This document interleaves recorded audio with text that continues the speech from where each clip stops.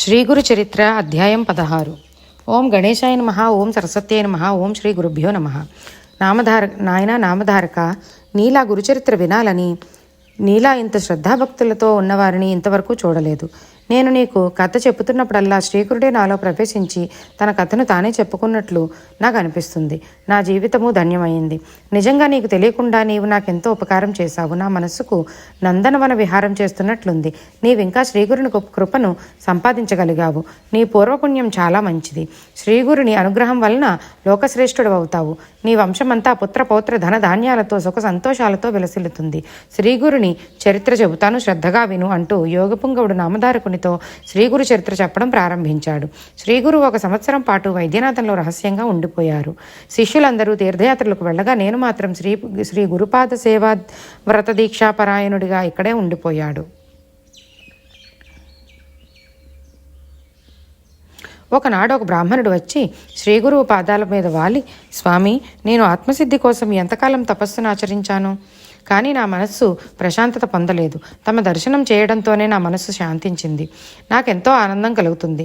తపస్సు చేసిన నా మనస్సు ప్రశాంతత పడకపోవడానికి కారణమేమిటి అని అడిగాడు. దానికి శ్రీగురుడు నవ్వుతూ, ఓ తపస్సాలి, గురువు లేకుండా నీవు తపస్సు ఎలా చేశావు అని అడిగారు. అతడు కంటనీరు పెడుతూ, స్వామి, నేను ఒక గురువును ఆశ్రయించి చాలా కాలం సేవించుకున్నాను. ఆయన ఎప్పుడూ నన్ను ఇసడించుకుంటూ తిడుతూ ఉండేవారు. నా చేత అన్ని రకాల సేవలు చేయించుకుంటూ ఉండేవారే గాని నాకేమీ నేర్పలేదు. నాకు వేదం కానీ శాస్త్రం కానీ చెప్పనేలేదు. ఒకనాడు ఆయన చెప్పిన సేవ నేను చేయలేదు. దాంతో నా మీద కోపంతో తీవ్రంగా నిందించాడు. వెంటనే నేను ఆయన్ని విడిచి వచ్చేశాను అని చెప్పాడు. ఆ మాటలు విన్న శ్రీగురుడు, ఓ బ్రాహ్మణుడా, నీవు చేసిన పని ఆత్మహత్య కన్నా మహాపాపము. నీవే నీలోని దుర్గుణాలను తెలుసుకోలేక గురువును నిందిస్తున్నావు. అసలు నీకింక మనసు ప్రశాంతత ఎలా దొరుకుతుంది? కామధేనువు లాంటి గురువుని వదిలి నీవు ఎక్కడికి వెళ్ళినా మాత్రం నీకు జ్ఞానం ఎలా వస్తుంది? గురువుకు ద్రోహం చేసిన వానికి ఇహలోకంలోనూ పరలోకంలోనూ సుఖశాంతులు ఉండవు. గురువుని ఎలా సేవించుకోవాలో తెలిసిన వాడికే సర్వశాస్త్రాలు తెలుస్తాయి. నీలాంటి అజ్ఞానులకు ఎలా తెలుస్తాయి? దేవాలయంలో మల విసర్జన చేసి అది చూసిన వాడిని నిందించాడట నీలాంటి వాడెవడో. అలా ఉంది నీ పని అని అన్నారు. శ్రీగురువు మాటలను విన్న ఆ బ్రాహ్మణుడు దీనంగా, ఓ మహాపురుష, సర్వజ్ఞులైన తమరి నన్ను కాపాడాలి. తెలుగు తక్కువతనంతో గురుద్రోహం చేశాను. మాయామోహంతో ఉన్న నా కన్నులు తెరిపించారు. శ్రీగురుని దివ్య స్వరూపాన్ని తెలుసుకోలేని మూర్ఖుడివి. మీరే నాకు గురుసేవా వ్రతాన్ని తెలియజేయండి అని దీనాతి దీనంగా ప్రాధేయపడ్డాడు. శ్రీగురుడు అతని దైన్యానికి కరిగిపోతూ, ఓ బ్రాహ్మణుడా, బ్రహ్మ విష్ణు మహేశ్వరుల కన్నా గురువు మిన్న. గురువును మించినవాడు ఈ ముల్లోకాల్లోనూ లేరు. హృదయాన్ని పవిత్రంగా ఉంచుకుని గురువుని సేవించాలి. గురుసేవను గురించి ఒక పురాణ కథను చెబుతాను, విను. ద్వాపర యుగాన ధౌమ్యుడనే మహర్షి ఉన్నాడు. ఆయన అమృత యోగి బుద్ధి విశారదుడు. అతని దగ్గర 3 శిష్యులున్నారు. వారు ఆయన దగ్గర వేదాధ్యయనం చేస్తూ ఉండేవారు.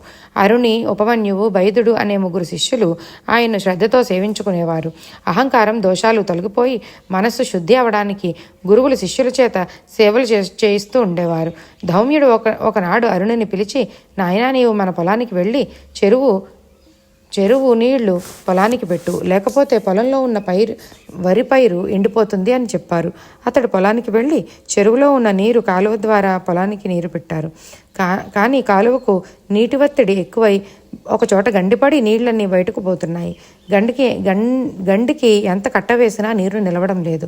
గురువుగారు కోపగించుకుంటారన్న ఉద్దేశంతో ఎలా అయినా సరే గండికి కట్ట వేయాలని నిశ్చయంతో తానే ఆ గండికి అడ్డంగా పడుకున్నాడు. అప్పుడు ఆ నీరు అతని మీదుగా పొలానికి ప్రవహించింది. చీకటి పడినా కూడా అరుణి ఆశ్రమానికి రాలేదని తలచి ధౌమ్యుడు పొలానికి బయలుదేరాడు. పొలం దగ్గరకు వచ్చి చూస్తే పొలం నిండుగా నీరు ఉంది, కానీ శిష్యుడు కనపడడం లేదు. ఆయన శిష్యుని గట్టిగా పిలిచాడు. గురువు గొంతు విని అరుణి సమాధానం చెప్పలేక శబ్దం చేశాడు. ధౌమ్యుడు శబ్దం విని అరుణి దగ్గరకు వచ్చి అతన్ని పైకి లేవదీశాడు. అతన్ని కౌగిలించుకున్నాడు. తక్షణమే అతడు సర్వశాస్త్ర వేద పండితుడైనాడు. అప్పుడు ధౌమ్యుడు, అరుణి, నీవు ఇంటికి వెళ్ళి చక్కని కన్యను పెళ్లాడి సంసార ధర్మం పాటించు, నీకు మేలు కలుగుతుంది అని ఆజ్ఞాపించాడు. అరుణి ధౌమ్యుడికి నమస్కరించి ఇంటికి వెళ్ళి లోకపూజ్యుడయ్యాడు. కొన్నాళ్లకు ధౌమ్యుడు 2వ శిష్యుని పిలిచి, నాయన, మన పొలంలో వేసిన పంట కాపుకొచ్చింది. నీవు ప్రతిరోజు కావలి కాచి పైరు పోసి పైరు కోసి ధాన్యాన్ని ఇంటికి చేర్చు అని ఆదేశించారు. బైదుడు తనకు గురుసేవ చేసే అవకాశం దొరికినందుకు ఆనందించి పొలానికి వెళ్ళి పైరును ఎంతో జాగ్రత్తగా కాపు కాసి పంట పక్వానికి వచ్చాక దాన్ని కోయించి తరువాత ధాన్యం నూర్పించి వడ్లు రాశిగా పోయించాడు. ఈ విషయాన్ని గురువుకు తెలిపాడు. ఒక బండి ఒక దున్నపోతు ఇచ్చి ధాన్యాన్ని ఇంటికి చేర్చమని ఆదేశించాడు. ఆ బండికి ఒక పక్క దున్నపోతుని కట్టి రెండవ పక్క తన భుజాన కాచి ధాన్యాన్ని ఇంటికి తీసుకురాసాగాడు. దారిలో దున్నపోతు బురదలో కూరుకుపోయింది. దున్నపోతుని విడిపించి బండిని తానొక్కడే లాగలేక అలసిపోయి స్పృహ తప్పి పడిపోయాడు. ఎంతసేపటికి బైదుడు రాకపోయేసరికి దౌమ్యుడు అక్కడికి వచ్చి శిష్యుడు పడిపోయి ఉన్నాడని అతని భుజం మీద కాడిని తొలగించి అతన్ని లేవనెత్తి కౌగిలించుకున్నాడు. గురువు కరుణతో కలిగిన అతనిలో సమస్త విజ్ఞాన శాస్త్రం మేల్కొంది. దౌమ్యుడు అతనిని ఆశీర్వదించి ఇంటికి పంపించారు.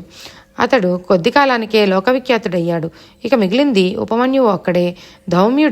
దౌమ్యుడిని అపార భక్తితో సేవిస్తూ ఉండేవాడు.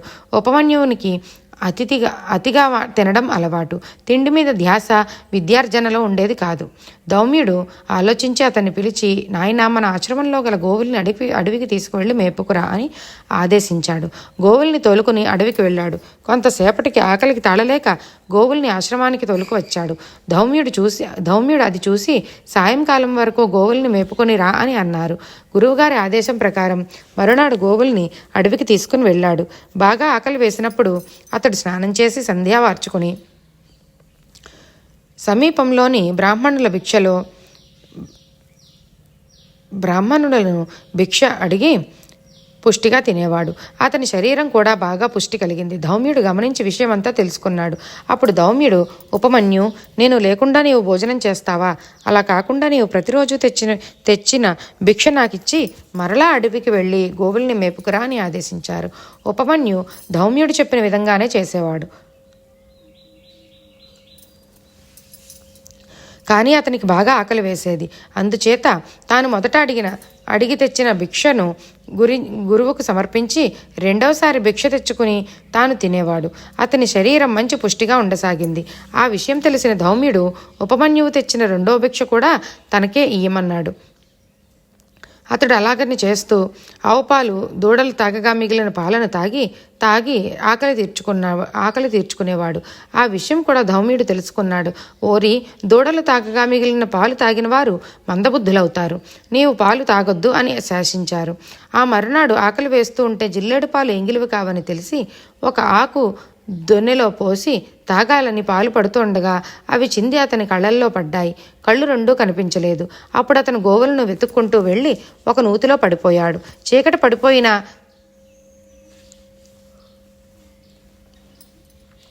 శిష్యుడు ఇంటికి రాలేదని దౌమ్యుడు అడవికి వెళ్ళాడు. దౌమ్యుడు కేక వేశాడు. ఉపమన్యువు నూతిలో నుండి బిగ్గరగా పలికాడు. నూతి దగ్గరికి వెళ్ళి శిష్యుని దుస్థితిని చూసి దౌమ్యుడు అశ్విని దేవతలను ప్రార్థింపమని చెప్పాడు. ఉపమన్యువు అశ్విని దేవతలను ప్రార్థించగానే అతనికి కళ్ళు కనిపించాయి. అప్పుడు నూతిలో నుండి బయటకు వచ్చిన తన శిష్యుని తలపై చేతి నుంచి, నాయనా, నీ కీర్తి చంద్రికలు 4 దిక్కులా వ్యాపిస్తాయి. నీ శిష్యులు కూడా నీ అంతటి వారవుతారు. నీ శిష్యుల్లో ఉదంతుకుడనేవాడు తన గురుభక్త వల్ల నాగలోకానికి వెళ్ళి ఆ లోకాన్ని జయించి నీకు నాగకుండలాలు సమర్పిస్తాడు అని అతన్ని ఆశీర్వదించాడు. కనుక గురుని అనుగ్రహం ఉంటే సాధించలేనిది ఏదీ లేదు. గురుద్రోహం వలన సుఖం కూడా ఉండదు. కాబట్టి నీవు వెళ్ళి నీ పూర్వ గురువుని ఆశ్రయించి ఆయన్ను ప్రసన్నం చేసుకో. ఆయన గనక ప్రసన్నుడైతే నీ మనస్సుకు ప్రశాంతత లభిస్తుంది అని ఆ బ్రాహ్మణునికి హితబోధ చేశారు. ఆ బ్రాహ్మణుడు అలాగే చేసి మోక్షాన్ని పొందాడు. ఓం శ్రీ దత్తాయ గురవే నమః.